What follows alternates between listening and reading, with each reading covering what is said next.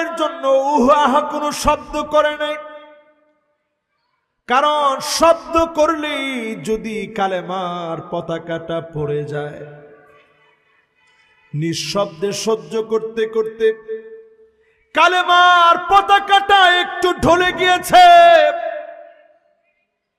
জীবনের শেষ পর্যন্ত কালেমার পতাকা উঁচা করে রেখেছে। একটাবার আপনি নিজের প্রশ্ন করেন, কয়দিন আপনি ইসলামের জন্য অবদান রেখেছেন? আল্লাহ পাক সেদিন প্রশ্ন করবে, তোমার কাজ ছিল চেষ্টা করা।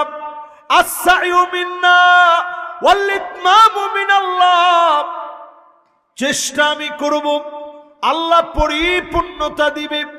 আজকে যদি আপনি চেষ্টা করেন, আপনাকে দিয়ে জমিনে দিনকে যিনি বিজয়ী বানায় দিবেন তিনি কে?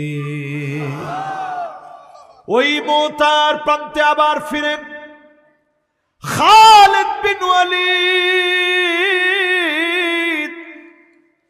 নিজের তরবারি বের করে ফেললেন, প্রাণান্তকর লড়াই শুরু করলেন।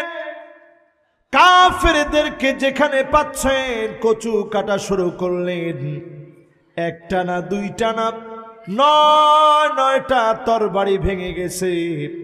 ওই প্রান্তে খালিদ বিন ওয়ালিদের হাত দিয়ে মুতার প্রান্তে যিনি বিজয় দিয়েছেন তিনি কে?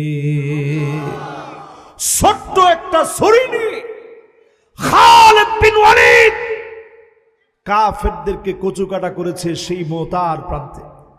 বলার উদ্দেশ্য হচ্ছে, এই একজন যুবক যদি খালিদ বিন ওয়ালিদের মতো হয়ে যায়, এই মাহফিলটা সফল হয়ে যাবে। ঠিক কিনা বলেন?